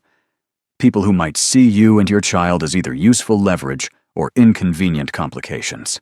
"Who?" The word had come out harsh. "That's what I'm still investigating. But I'm telling you this because you're in danger. They know about you, know about the pregnancy. You need to disappear before they decide what to do with you." Nayla had pressed both hands to her stomach, feeling the baby kick as if sensing her fear. "How do I know you're telling the truth? You could be one of these enemies for all I know." "You don't know. You have to decide whether to trust me or take your chances that I'm wrong." He'd pulled out a business card, set it on the desk between them. "I have contacts who can help you disappear. New identity, new location, a fresh start where Kim's enemies can't find you. Think about it. But don't think too long. These people move fast." After he'd left, Min had immediately made a call to Sang-min, speaking urgently in Korean. When he'd hung up, his expression had been grim. "Sang-min says to trust no one. This Rashid character is known to him, but not as an ally. He's advising extreme caution. So, he could be lying? Or he could be telling the truth for his own purposes. Either way, you're not safe." That night, Nayla had lain awake in her bed, staring at the ceiling, one hand on her belly. The baby had been active, rolling and kicking, blissfully unaware that their father was gone, and their mother was being hunted by shadows. "What do I do?" she'd whispered to the empty room. "I don't know what to do." Seo-hoon would have known. He'd always known how to protect her, how to handle threats, how to navigate the dangerous waters of his world. But Seo-hoon was gone, and she was alone with decisions that terrified her. She must have finally fallen asleep because she'd woken to the sound of her window sliding open. Her heart had lurched into her throat. Min was supposed to be on watch. How had someone gotten past him? A shadow had moved through her bedroom, and she'd opened her mouth to scream when a hand had clamped gently over it. "Don't scream, please. It's me." That voice, She knew that voice better than her own heartbeat. But it couldn't be. It was impossible. He was dead. The search teams had given up. Everyone had declared him gone. The hand had lifted from her mouth. She'd turned slowly, terrified to hope, terrified to believe. Seo Hoon stood beside her bed, soaking wet, covered in cuts and bruises that looked weeks old, his eyes fierce and alive and real. "You're dead," she'd whispered, afraid to reach out, afraid he'd disappear if she tried to touch him. "I know what they told you. They were wrong." His hand had come up slowly, giving her time to pull away. When his fingers had touched her cheek, solid and warm and impossibly real, something had broken inside her. She'd launched herself at him, sobbing, her hands checking every part of him to make sure he was really there. 6 weeks. They said you were dead. 6 weeks. I thought you were gone. How could you? Why didn't you? I'm sorry. His arms had wrapped around her carefully, mindful of her pregnant belly. I'm so sorry, Nayla. I couldn't contact you. It wasn't safe. I needed everyone to think I was dead, including you, until I figured out who was behind the crash. I don't understand. How did you survive? How are you here? He'd pulled back enough to see her face, his thumb wiping away tears that wouldn't stop falling. The plane started going down, and I realized it was sabotage. I managed to grab an emergency parachute and jump seconds before impact. Spent days in the water, before washing up on a small island. I had to stay hidden, had to let everyone think I was dead while I investigated. I couldn't risk contacting you and leading my enemy straight to you. But Min, your team, didn't know, couldn't know. The fewer people who knew I was alive, the safer you were. His hand had moved to her stomach, his eyes filling with wonder and regret as he felt their baby kick. I've missed so much. I'm sorry. I'm so sorry for putting you through that grief. You're really here. You're really alive. I'm really here. And I'm not leaving you again. Not for anything. His forehead had lowered to touch hers. But Nayla, we need to leave. Right now. The man who visited you. Rashid al-Mansouri. He's one of the people behind the crash. He's trying to isolate you, make you vulnerable. We don't have much time. Her mind had been spinning, trying to process everything. Min. Is Min safe? I contacted him before coming in. He's outside creating a distraction. But we need to move now. I need to pack. No time? I have everything we need. Just trust me. Trust him. After 6 weeks of thinking he was dead, after the grief that had nearly destroyed her, after everything, she should have been angry, should have demanded explanations, should have made him suffer even a fraction of what she'd suffered. Instead, she'd taken his hand. Okay, let's go. They'd climbed out her window into the Cairo night. The city sprawled below them, full of lights and noise and life. Seo Hoon had moved with practiced efficiency, navigating rooftops and fire escapes like he'd planned this route 100 times. Behind them, she'd heard shouting, gunfire, chaos erupting in her building. Don't look back, Seo Hoon had said, his grip on her hand firm. Just stay with me. They'd run through alleys and side streets, her pregnant body struggling to keep pace. He'd been patient, slowing when she needed to, supporting her when she stumbled. Finally, they'd reached a nondescript building 2 blocks from her apartment. Inside, a safe house had been set up. Medical supplies, food, changes of clothes, everything they'd need to disappear. Song Min had been waiting, his face transforming from concern to joy when he'd seen them. Boss, you made it. Did you doubt me? Every second of every day since the crash. But I'm very glad to be wrong. Nayla had collapsed onto a couch, her breath coming in gasps, her hand pressed to her stomach. The baby had been kicking frantically, probably sensing her stress. Seo Hoon had knelt in front of her immediately, his hands gentle on her belly. Are you okay? Is the baby okay? We're fine, just overwhelmed. Seo Hoon, You need to tell me everything. I need to understand what's happening. So he'd told her about the plane going down, about the days in the water, clinging to debris, thinking of her and their baby, about the island where he'd washed up, barely conscious, about the local fishermen who'd found him and kept him hidden while he healed, about the investigation he'd conducted remotely through Sangmin, tracking down who'd sabotaged his plane and why. Rashid al-Mansouri and 3 other high-ranking members of competing organizations orchestrated it together, he'd explained, his voice hard. They wanted my empire split between them. Thought with me dead, it would be easy pickings. They didn't count on my organization's loyalty, or on me surviving. So what now? What happens to us? Now we leave Egypt. Get you somewhere safe while I deal with these people permanently. His jaw had tightened. They made you suffer, made you grieve, threatened our child. There's no forgiveness for that. Seo Hun, I know what you're going to say. That revenge won't change what happened, that I should let it go. His eyes had met hers, fierce and unyielding. But I can't. Not when they tried to take everything from me. Not when they put you and our baby at risk. She'd understood then. This wasn't just about revenge. It was about protection. About making sure these people could never threaten his family again.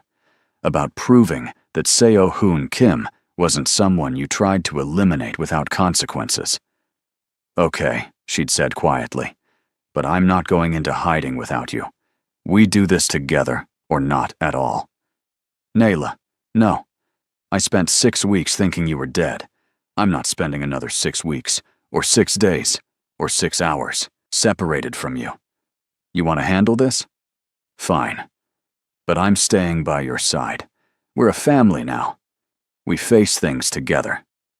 He'd looked like he wanted to argue, but then his hand had moved to her stomach again, feeling their baby kick, and something had softened in his expression. Together, he'd agreed.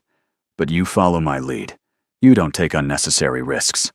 And if I tell you to run, you run. Those are my conditions. Deal. They'd sealed it with a kiss on her forehead, gentle and reverent. Then they'd started planning. The next 72 hours had been intense. Sang Min had coordinated everything. Fake documents, new identities, safe travel routes. Meanwhile, evidence against Rashid and his co-conspirators had been compiled. Recordings of their planning sessions, financial transactions showing their coordination.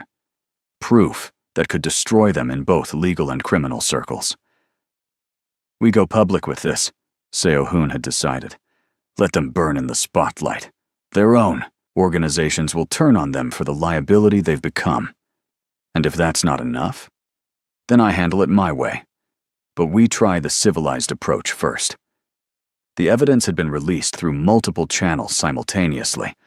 Korean news, international criminal networks, law enforcement in 3 countries. Within hours, Rashid al-Mansouri and his allies had been exposed, hunted by authorities and their own former associates. Nayla had watched it unfold from the safe house, Seo Hoon beside her, his hand never leaving hers. It's working, Sang Min had reported. They're in hiding. Their organizations are collapsing. Within days, they'll be completely neutralized. Good. Seo Hoon's voice had been satisfied, but not triumphant. Now, we can focus on what matters. What mattered was getting Nayla out of Egypt safely. They'd left 3 days later on a private jet, this one thoroughly inspected and guarded. Seo Hoon had held her hand the entire flight, his thumb rubbing circles on her palm, his eyes checking on her constantly. How are you feeling? He'd asked for the 100th time. Tired, scared, happy, confused, angry at you for putting me through that grief. Grateful you're alive. All of it at once. You have every right to be angry. I know, but I'm too relieved to be angry right now. Maybe later, when this all feels real. Whenever you're ready, I'll take whatever you need to give me. Anger. Punishment. Whatever helps. She'd looked at him then. Really looked. He'd lost weight. Had new scars on his face and hands. looked exhausted in ways that went deeper than physical tiredness. He'd survived a plane crash and 6 weeks of hiding and constant danger, all while knowing she thought he was dead and being unable to contact her. "You're not the only one who suffered," she'd said quietly. "You must have been terrified too. Every second, wondering if you were safe, if the baby was okay, if you'd forgive me for making you go through that." His voice had cracked slightly. "I heard you cried so hard you had to be hospitalized. That almost broke me, Nayla, knowing I caused you that much pain. How did you? I had people watching you, making sure you were safe even if I couldn't be there. They reported back, told me you'd stopped eating properly, stopped sleeping. I wanted to reveal myself 100 times, but I couldn't. Not until I knew who was behind the crash and had neutralized the threat." She'd leaned her head on his shoulder. "Promise me something. Anything.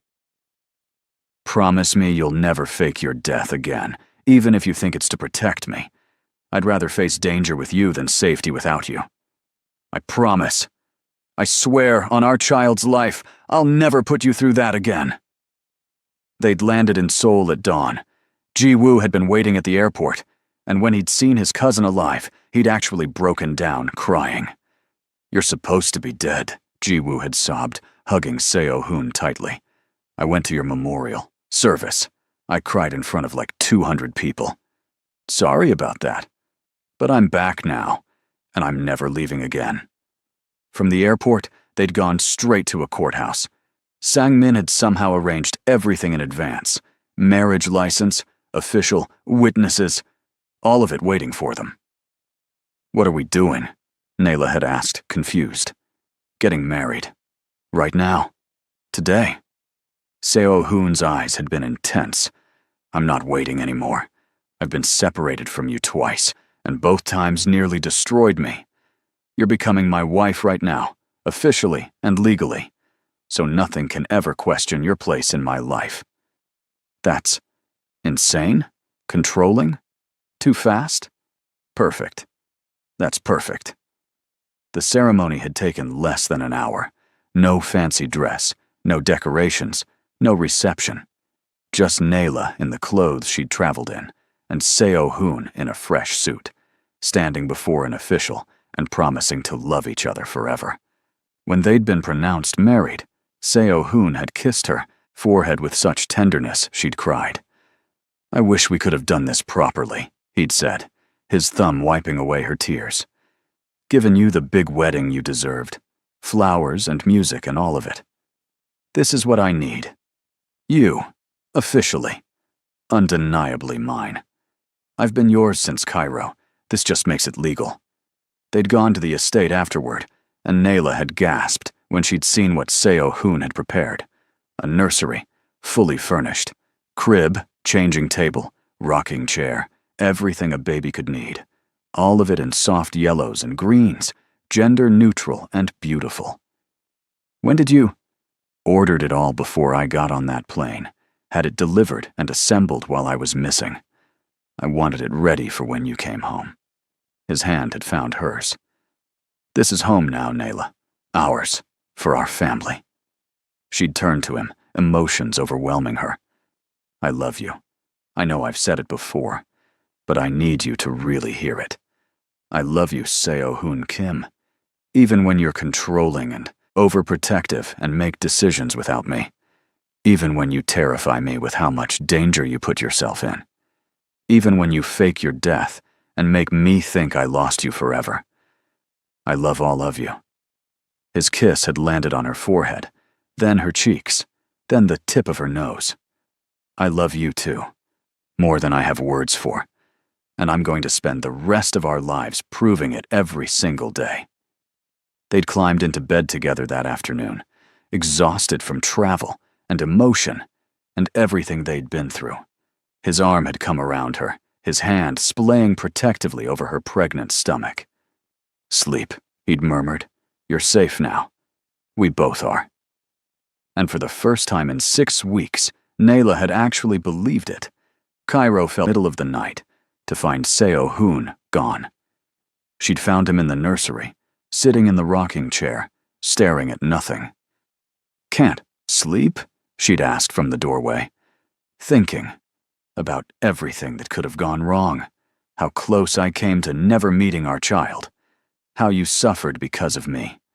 She'd walk to him, settling herself carefully in his lap despite her pregnant belly. "Hey, stop that. You survived. We're here. That's what matters." "Is it? What about next time? What about the next person who wants to hurt me by targeting you? Then we deal with it together. But you can't live your life waiting for the next disaster. I don't know how to do anything else." His voice had been raw. "My whole life has been about anticipating threats, eliminating enemies, staying 3 steps ahead. How do I just stop?" "You don't have to stop being careful, but you do have to start believing that good things can last." She'd taken his face in her hands, making him look at her. "We're married. We're having a baby. You're alive despite impossible odds. Let yourself be happy about that." "I am happy. That's what terrifies me. I have so much to lose now." "So protect it, but also enjoy it. Our baby is going to be here in 3 months. Do you really want to spend that time worrying about what-ifs?" He'd pulled her closer, his face in her neck. "No, I want to spend it with you, preparing, building, being normal." I was going to say present, but normal works too. And he had been. For the next few weeks, Seo-hoon had stepped back from his business as much as possible, focusing on Nayla and preparing for their child. They'd painted the nursery together, assembled furniture, argued about names. "I like Ari," she'd suggested one afternoon. "Too cute, needs to be stronger." "It means lion. That's strong." He'd considered this. "Ari Kim, I don't hate it. High praise from you. I'm very selective. Our child deserves a perfect name. No pressure or anything." They'd laughed about it, shelving the discussion for later. There was time. Everything felt stable, safe, like maybe they'd finally found their peace, until Nayla had woken up one morning with severe cramping. She was only 7 months along, too early for labor. Way too early. "Seo-hoon," she'd gasped, doubling over in pain. "Something's wrong." The hospital was a blur of white walls and urgent voices. Doctors speaking rapid Korean, while Seo-hoon translated with barely controlled panic. Monitors beeping.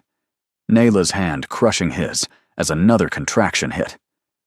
"It's preterm labor," the doctor had finally explained in English.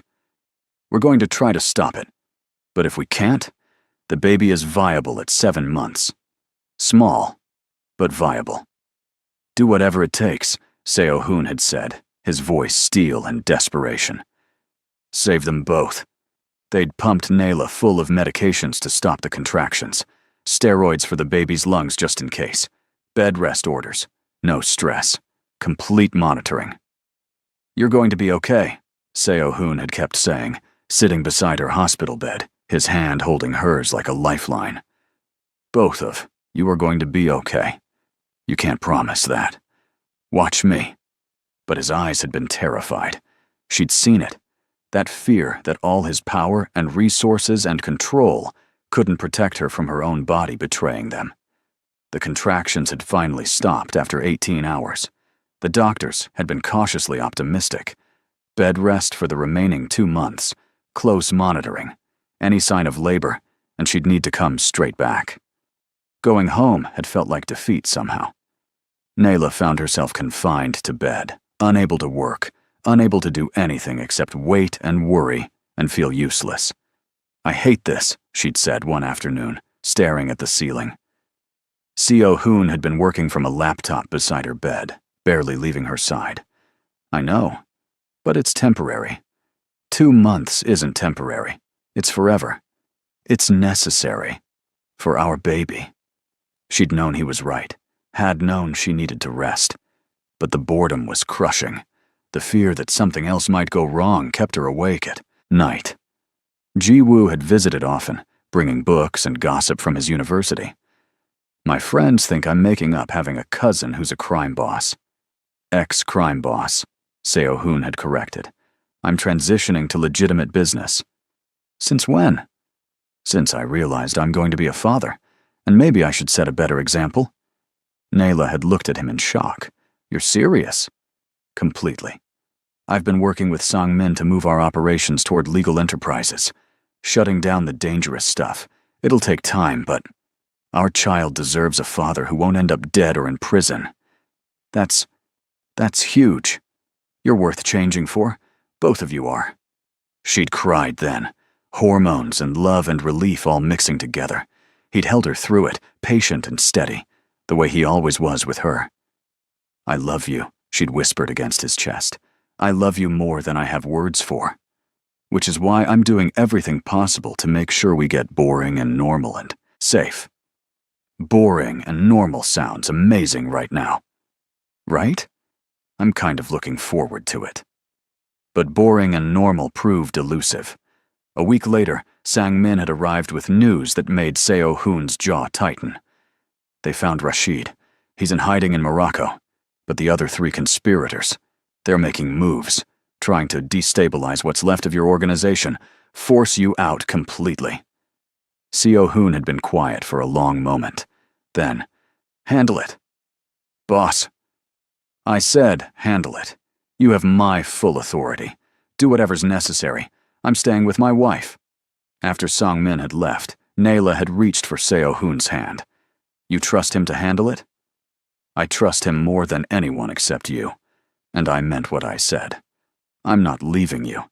Not for business. Not for revenge. Not for anything. They tried to kill you. And they failed. Now they'll pay for it.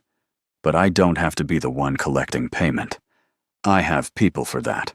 My job now is being here. Being your husband.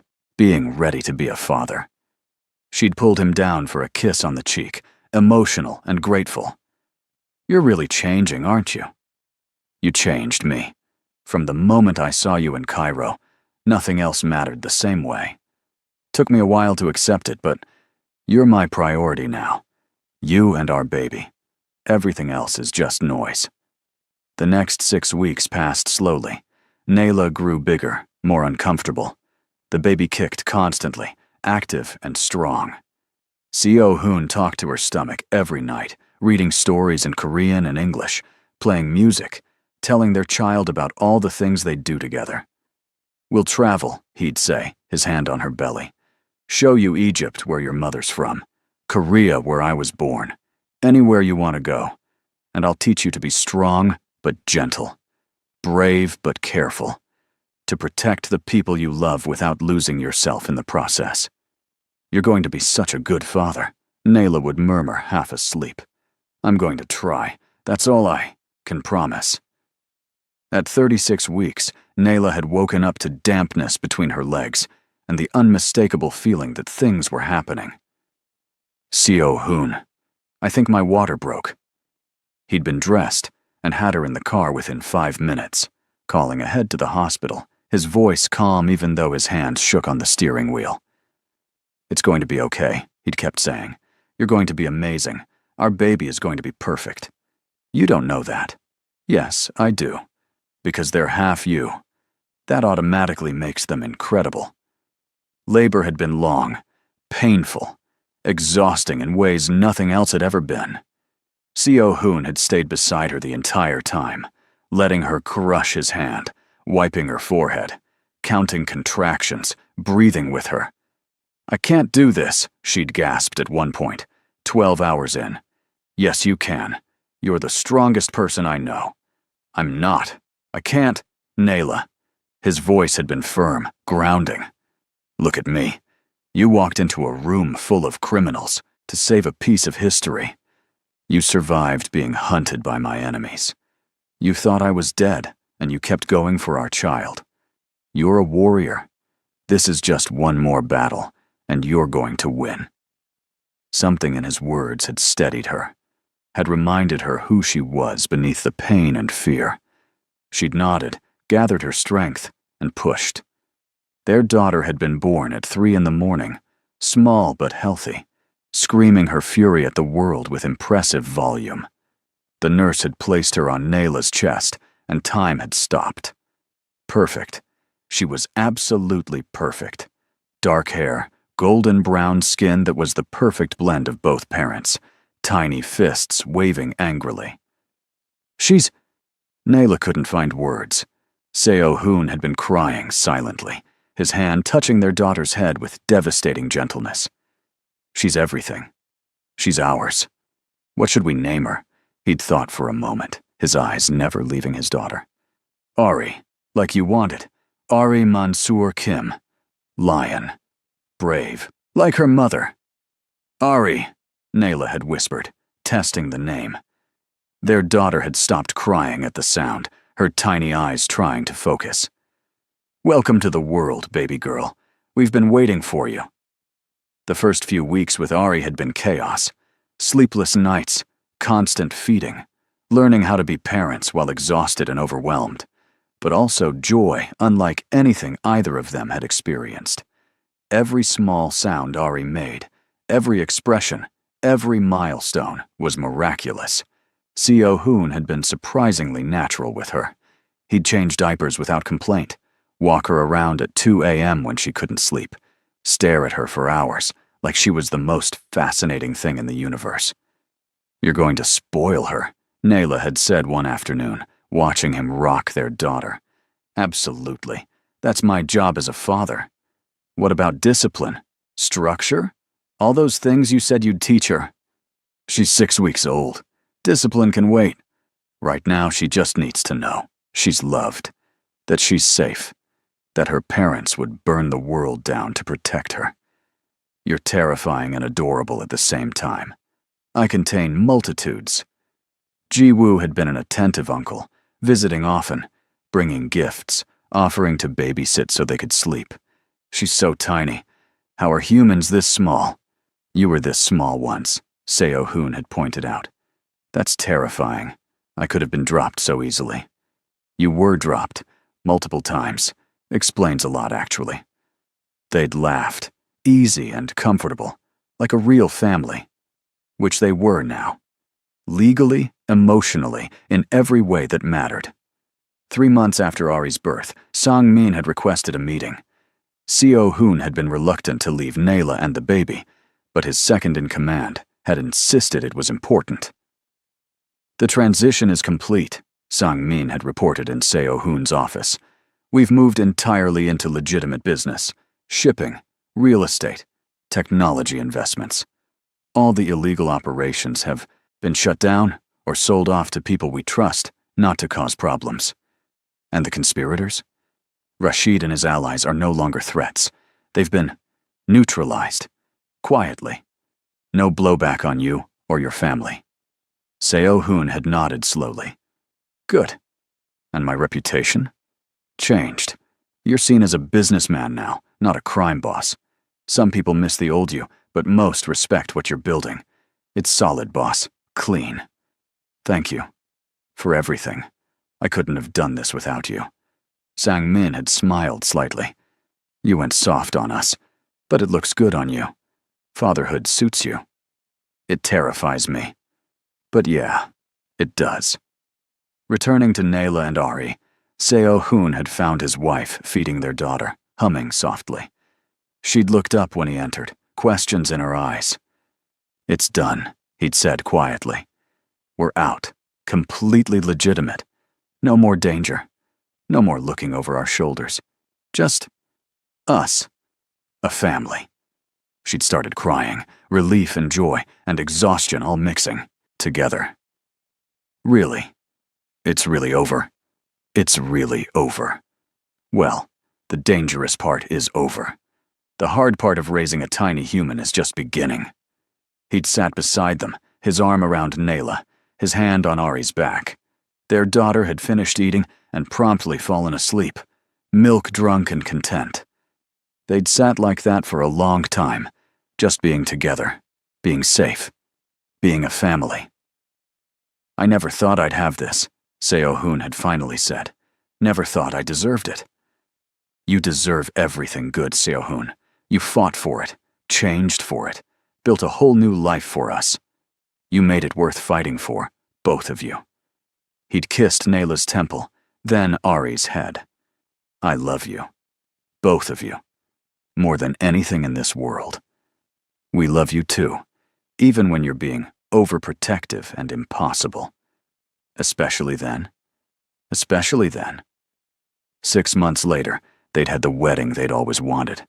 Not the rushed courthouse ceremony, but a real celebration. Small, intimate. Just close friends and family.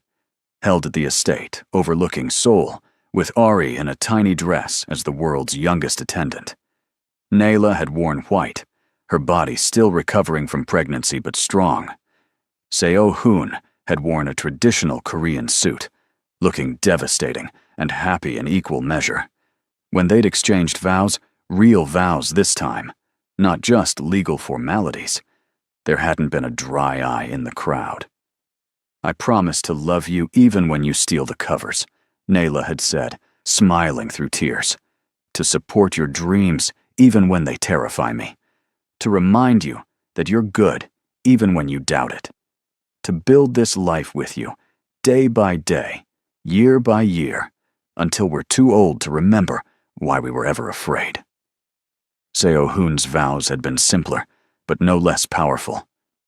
"I promise to protect you without controlling you. To trust you even when I'm scared. To be the man you see when you look at me, not the man I was before you.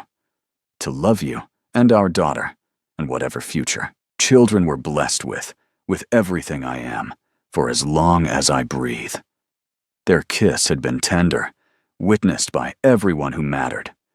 And for the first time in either of their lives, the future looked bright instead of dangerous. Ari had started crying during the ceremony, her baby voice loud in the quiet moment. Everyone had laughed. Seo-hoon had picked her up, holding her against his shoulder, while still holding Nayla's hand. "See," he'd murmured to their daughter. "This is what love looks like. Messy and imperfect, and absolutely perfect at the same time." The reception had been joyful, dancing, food, speeches from Ji-woo and Sang-min that had made everyone laugh and cry. Nayla's friend Zara had flown in from Cairo, squealing about how much had changed since that terrifying afternoon at the cafe. "You're married to him, married, and you have a baby. This is insane." "I know, but good insane. The best kind."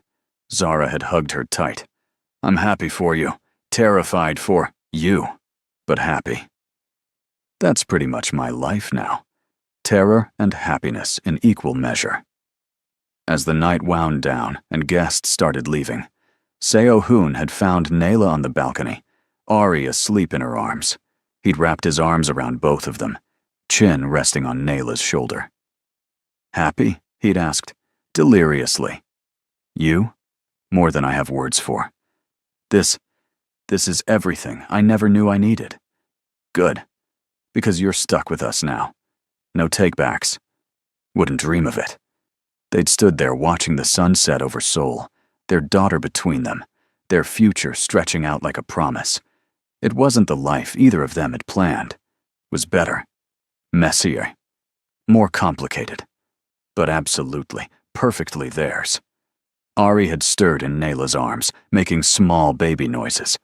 Seo-hoon had reached down to stroke her cheek, his expression soft with wonder. "Thank you," he'd said quietly to Nayla. "For what?" "For seeing past what I was, for believing I could be better, for giving me a family I don't deserve but will spend every day trying to earn. You already earned it. Every single day you show up, protect us, love us. That's earning it. I'm going to keep showing up for the rest of my life, through good and bad, through easy and hard. I'm here, Nayla. Always. I know. That's why I married you. Well, that and you're pretty good looking when you're not scowling." His laugh had been quiet so as not to wake Ari. "I'll try to scowl less." "Don't. I kind of like your scowl. It's grown on me. You're ridiculous. And you love me anyway. More than anything. more than everything. Inside, the last guests were leaving. The staff was cleaning up. Their life was waiting to continue. Tomorrow would bring new challenges. Parenthood, business, the constant work of building a life together. But tonight, they had this perfect moment, this family they'd fought so hard to create. "Ready to go inside?" Seo-hoon had asked. "In a minute. I just want to remember this. All of it. How it feels right now." So they'd stayed, the three of them, watching night fall over the city. And for the first time in either of their lives, the darkness didn't feel threatening. It felt like possibility, like promise, like the beginning of something beautiful that would last forever. Because they'd learned something important through all the danger and separation and fear. Love wasn't about perfect circumstances or easy choices. It was about showing up even when things were hard, about choosing each other over and over again, about building something worth fighting for, then fighting for it with everything you had. Seo-hoon had started this journey as a crime boss, willing to destroy anything in his path. Nayla had started as an archaeologist, trying to save artifacts, but they'd both been searching for the same thing without knowing it. Someone to see them, accept them, love them despite their flaws. And they'd found it. Found each other. Found a love that conquered fear and power and danger. Found a family that was messy and complicated and absolutely perfect. Ari would grow up knowing her parents' story, would understand that love was worth fighting for, that change was possible, that the past didn't define the future unless you let it. And someday, when she was older, they'd tell her about the beginning, about an auction house in Cairo, about a woman brave enough to walk into danger and a man brave enough to change for her, about obstacles that seemed impossible until they weren't, about choosing love even when it was terrifying, because that was the real story. Not the danger or the drama or the complications, but the choice, the daily decision to love someone, to build with them, to create something beautiful out of broken pieces. Years later, Seo-hoon would look back on this moment and realize it was the first time he'd truly felt at peace. Not because the danger was gone. There would always be challenges, always be threats, in some form. But because he'd finally learned what mattered, who mattered, and he'd built his entire life around protecting and cherishing them. Nayla would remember this night as the moment she stopped being afraid, stopped waiting for the other shoe to drop, stopped expecting Seo-hoon to disappear or change his mind, because his actions had proven over and over that he was in this forever, that she and Ari were his world, that nothing would ever change that. And Ari, though she wouldn't remember this specific night, would grow up surrounded by that love, would see her parents choose each other every day, would learn from their example that real love wasn't perfect. It was persistent, patient, willing to fight for what mattered. The balcony door had opened behind them. Ji-woo had poked his head out. "Hey, the photographer wants one more family photo before they leave." Seo-hoon and Nayla had exchanged a look. Then they'd nodded. "Coming," Nayla had said. They'd walked back, inside together, Ari still sleeping peacefully, ready to capture this moment forever. Ready to continue building their impossible, beautiful, perfectly imperfect life. Because this was their happily ever after. Not easy, not perfect, but earned through blood and tears and unwavering devotion. And that made it more valuable than any fairy tale ending could ever be. The photographer had positioned them by the window, the Seoul skyline glittering behind them. Seo-hoon had wrapped his arm around Nayla, both of them gazing down at their daughter. The flash had gone off, capturing a moment of pure joy. "Perfect," the photographer had said. "That's the one." And it was. Perfect. Imperfect. Real. Everything they'd fought for distilled into a single image of family, love, and hope for the future. As the photographer packed up and left, As the staff finished cleaning, as the estate settled into quiet, Seo-hoon and Naula had taken Ari upstairs to her nursery. They'd put her in her crib, watched her sleep for a few moments, then retreated to their own room. "Long day," Naila had said, collapsing onto the bed. "Best day of my life. Second best was when we met. Third was when Ari was born. You have a ranking system? For important moments? Absolutely. I'm very organized." She'd laughed, pulling him down beside her. "I love you, Seo-hoon Kim, my impossible, organized, overprotective husband. I love you too, Naila Mansour Kim, my brave, stubborn, absolutely perfect wife." They'd fallen asleep tangled together, the way they always did. Safe. Loved. Home. And outside their window, Seoul sparkled with possibility. Their future stretched out before them, uncertain but bright.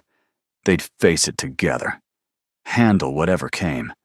Build their family day by day, year by year, with love as their foundation. Because they'd learned the most important lesson of all. Love wasn't about never facing obstacles. It was about facing them together. And as long as they had each other, they could survive anything. If this story touched your heart and reminded you that everyone deserves a second chance at love, please hit that like button and subscribe to our channel. Share this with someone who needs to hear that their worth isn't defined by their past or what others say about them.